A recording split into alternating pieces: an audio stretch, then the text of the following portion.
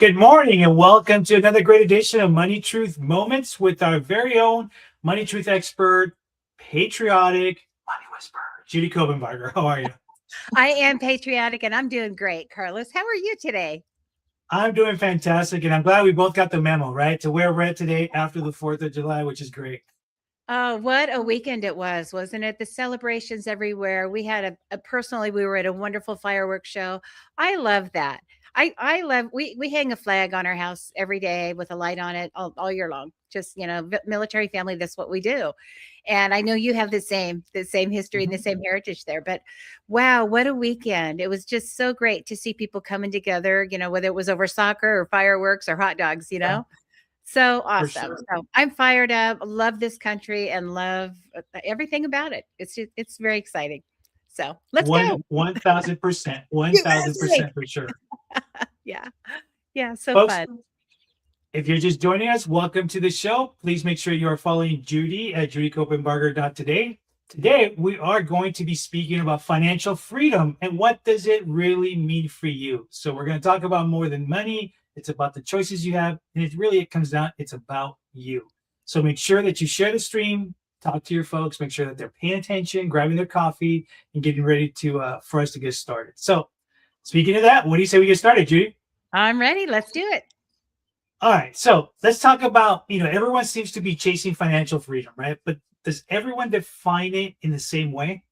No, they do not. They do not. I would say, working with people in this arena over 40 years, for some people, it's the freedom to not be stressed about money, to not have anxiety about whether it's investments or having enough just for the ends to meet. For some people, it's about not having debt. They want to dig out or they want to, get out of that. And it's so sad that so many people early in their life will get into debt. They go to college, they get credit cards, and then it's like, oh, free stuff. And they start using them, like not really having the training or you know, the the covering to help them learn. And then you get in trouble and you go, shoot, and other people spin. It's like, I've been here again. I've been here again. I've been in debt again. So some people learn from those early experiences that you can dig out from. Others, it's hard. But freedom to choose, how you live and where you live and what you drive, freedom to retire, freedom to work if you want to, not because you have to when you get to some magical age, freedom to give, freedom to share what you have with others and not feel like, oh, I need that, for my monthly expenses. I can't really give and help other people the way I want to, or help my family the way I want to. So freedom, it means a lot of different people, a lot of different things to a lot of different people. What's funny is, I asked the question, why do people often associate financial freedom only becoming wealthy?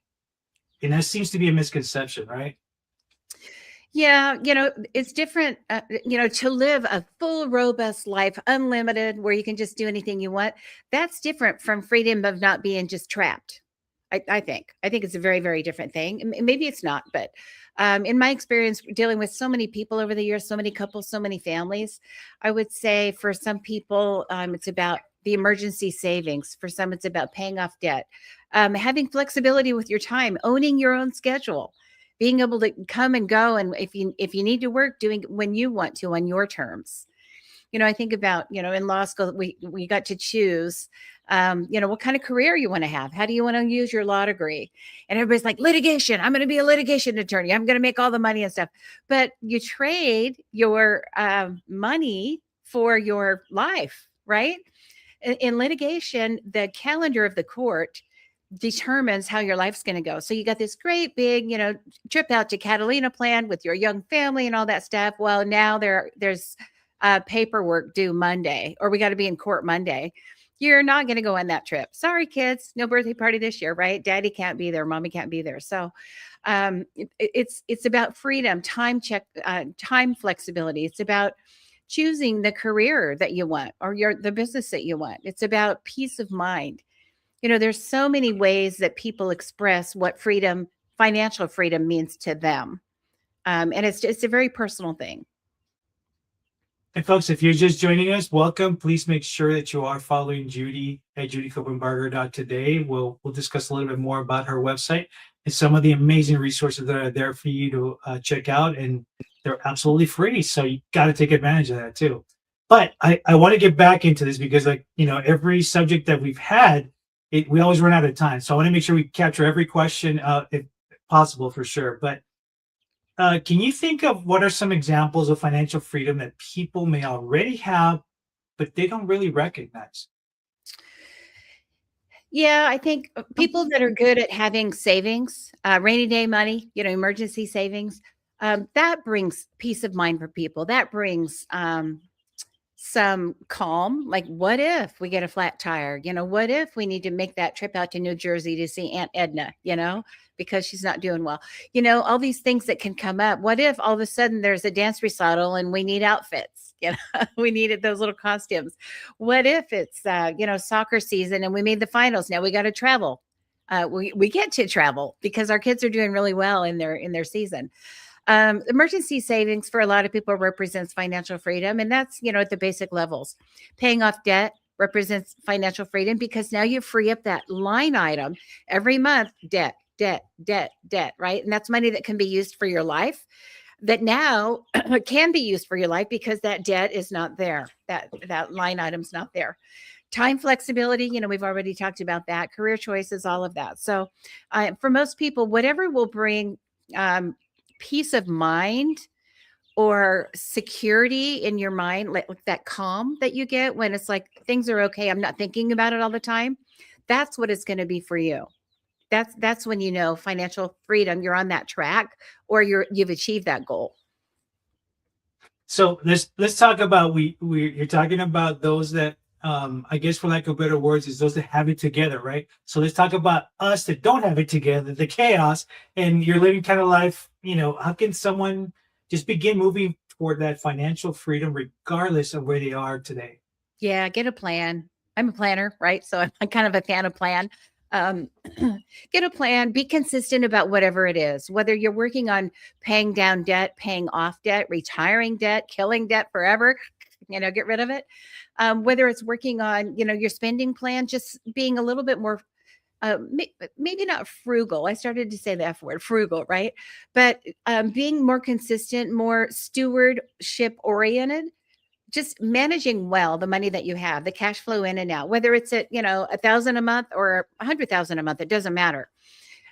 Being consistent with that, intentionally spending what you have, getting those expenses manageable, having cash reserves, setting boundaries, yes to the right things, no to the right things. And you know what those are. Some people say, oh, I really didn't know, I shouldn't have done that. Well, you kind of know that little Mhm. quiet voice. You kind of know, right? And then just planning, get a plan, do the plan, correct the plan, because a plan is a moving, breathing thing. Write it down so you actually know what you're going toward and when the goals will be achieved. Put benchmarks in there, reward yourself along the way, all the basic things around goal setting. You just blow that up into the financial world and you will be set. We do this with clients all the time. We're very specific about specific goals. When will you achieve the goal? How will you know you've achieved the goal? What's the result and the outcome? How are you feeling? What are you thinking? So you got to have goals. You got to have a plan, and then just do the plan. Get some accountability and do the plan. So you brought up a good point, because we always love your stories, especially when you can compare it to maybe a recent client that you dealt with too. But think of a client, maybe recently or the last couple of years, where they came into you in chaos, right? And then you put them on this, you change their mindset and all that. Tell us what that looked like for them, like, and how long did that take? Oh, well, there's so many. Some are on a longer journey than others. Some are more coachable than others. We grow up with attitudes and values around money, and if you're married, there's two whole sets of that. And not all of the values and beliefs we have around money are helpful. If that's fair to say, right? Some things that we heard, some things that were pounded into our head, some things that we believe around, around the world, that advertising coming at us, what other people say, that our expectations of what other people's lives might look like. I get to see the inside. Not everybody gets to see the inside. The outside usually is pretty polished, especially here in Southern California. People look pretty good, like they're living great lives. They don't see, that they're over leveraged or really suffering financially. Some people do really well. So not everything, I guess, is what it seems. But I'm thinking about a couple that is in Southern California, way south, almost on the border. And when we started working, we're probably 5 years in now, and they've got, 3 little kids, and they're doing great. They were both in corporate jobs, and they had a lot of savings. They didn't have investments. They were financially illiterate, really great at their jobs, but financially illiterate, and decided to go into business for themselves. So this whole transition took a lot of not only structure and planning and capitalizing, but it was a whole mindset shift, because the mindset growing up was get a good education, get a good job, stay in that job, go up the ladder, retire well, get your pension, and then you're done. You've done your time. But that's not enough for some people. So these folks are pretty entrepreneurial, but never had the courage to go out and do it. They also didn't have the bandwidth for the balance of the rest, getting money to work for them. I always say every dollar has a little personality and a little job to do. And our job is to assign the roles. Some people call me the money whisperer, right? So we tell the money what to do. It shouldn't tell us what we can't do. Let me say that again. We tell the money what to do. It shouldn't tell us what we can't do, because there aren't enough dollars. So with this couple, we got their money working in the right direction. We got investments going. We got the protection in place, made sure the insurances were there, the estate planning. What if something happens to one of them, either death or incapacity? Are we going to be okay? Is the surviving spouse going to be okay? Are the kids going to be okay? What about the rest of the family that we're supporting and the charities that are important to them? So we got all of that organized. That's kind of like the foundation. And once the foundation was built, then we could just go. And a lot of the work was not the hard side. For me, that's easy. Technical, how to invest, how to do it, what to tell your dollars, what to do. That's technical. And there's a science to that. The art side is the mindset, working with the values we grew up with, working with a spouse who doesn't have those same values. We didn't grow up in the same household, right? Hopefully, right? So we marry someone that has a whole different idea around what it is to earn and spend and save and manage and give money. And so now we're merging all of that. We've got to get a plan together that we agree to, course correct the plan as we go. And that's what they've done. And they're doing great. So I would say, dollars wise, they're probably 8 to 10. I'd have to run the numbers, probably 8 to 10 times where they were 5 years ago, because of Wow. the changes, because of the investments, because of the capitalizing, because of avoiding mistakes for tax planning. They've just done a great job. So that's one couple that stands out in my mind as kind of a great success story in a very short time. Others, it might take longer. It might take 10 years to course correct and get where they need to go. This couple had a lot going on with their background, their education, their ability to generate income. And they already had a really good start. But putting that together, getting a plan, shifting the thinking, I think is the big part, to be able to think outside of the box that you kind of grew up in. And that's what they've done. So it's possible for anyone. So, when you talk to folks like this, I'm sure there's also other folks that you come across that, and it's the whole comparison thing, right? So when you think about this, is how can people stop comparing themselves to others and define that financial freedom on their own terms? Yeah. Well, everyone needs to have their own goals. Everyone needs to have their own why. What's the purpose? Why do I even need money? What am I going to do with my money? What's my long term, end game? What are my personal priorities? How do I merge that with the values and the priorities of my family so everybody feels successful? And it just starts with the why. All of our planning, all of our work starts with why, then what, then when, then how. Why, what, how. Some people might walk in and say, hey, I want to buy some of that, that new hot stock. And there's some right now that have SpaceX, right? Everybody wants this new stock. But there's always going to be a new trend, cryptocurrency, all that stuff. So when they walk in and they say, I want to do this, should I do this? Well, I don't know. I mean, I'm an expert in this field and several fields here, but I don't know, because I don't know what your why is. That's the how. But the what is, what's the money for? And the why is, why do we want to do this? Why do we even need it? So you start with the values, and then you go to the goals, and then you go to the technical parts. Where are we going to invest? How are we going to make this happen? So if you start with the why, you're going to end up making mistakes. And I will promise you that you will make mistakes if you just follow the trend, or you buy the thing that is hot right now, or it's going out of style. It's a ground floor opportunity. Hurry, hurry. If there's any urgency for time for any financial decision ever, then you need to run the other way. If there's ever marketing coming at you, or a salesperson coming at you, or some expert coming out at you, you need to do it right now. Time is of the essence. Run the other way, because it's so rare that time is really of the essence when you're making a financial decision. That's good advice right there. That's a good nugget right there. So I hope I answered that question. I think, it really needs to start with the why. Why am I doing this? Why is this important to me and my family? And as we were talking about this, I'm going to ask you, I'm going to put you on the spot and actually ask you a quick question before we get to the end of the show. But, I know we talked about this before, but if money were no longer a concern tomorrow, right, what would you spend more time doing? And I think this is a question we could all take a moment to really think about and answer. Yeah. Well, it would be family and travel. And when I say travel, it's not just, trying to eat the new food in the new place. I've been to, 50 some countries and love that. I love the idea of people, how we all do the same things, but in very different ways. Fascinates me. Love it. I love to help. And I love what we call purposed travel. So we go places and we try to serve or do something helpful while we're there. Make it a little better than other than just touring. And so I would say I would combine, if money were no object, I would combine the travel with the family and haul them with me to a lot of places. We probably stay in nicer places sometimes.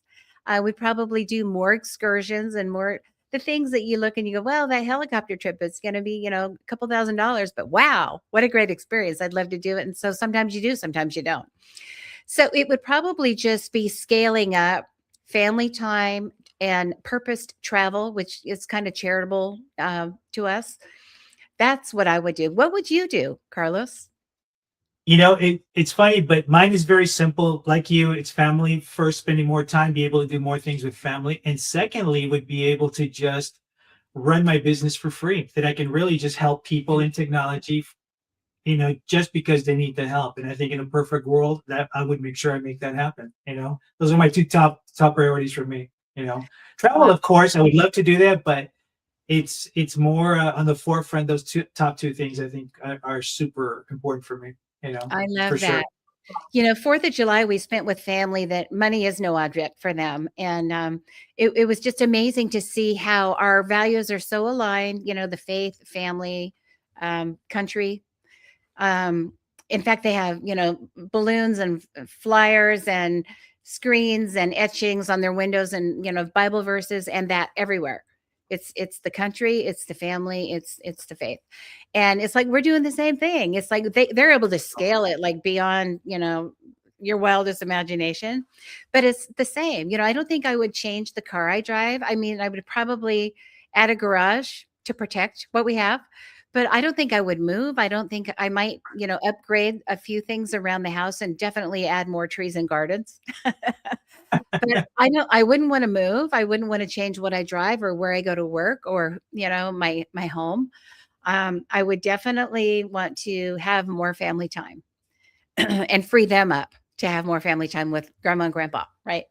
So Awesome. fun to think about though. That's Yeah. that question people ask, what if you won the lottery, right? So Exactly. I All love. right, folks. Oh, go ahead. Sorry. Oh, yeah, no, sorry about that. So we are at the tail end of the show, so I want to make sure we get to this.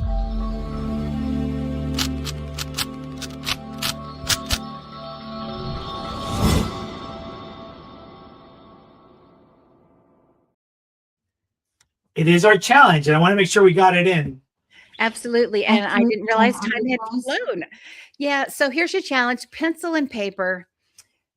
Write down, pencil and paper, your personal definition of financial success. How will you know when you're there? Not society's definition, not social media's definition, not your neighbor's definition or what your parents thought, yours. And then identify one first step you can take in that direction toward financial success. Is it debt? Is it cash flow? Is it savings a certain amount of money? Is it creating a goal, achieving a goal? Write it down, take action in that direction. That's your challenge. All right, folks, you heard the challenge. Please let us know if you need any help answering it, or we can share any additional content for that as well, too. Don't forget, we are here every Tuesday morning at 8 a.m. with the replays on Thursdays at 8 p.m. And next week, you're going to want to stick around because we're going to talk about the habits financially confident people practice every day and why confidence with money is built one decision at a time. So make sure you tune in. Follow Judy at judycopenbarger.today, and we'll see you guys next week.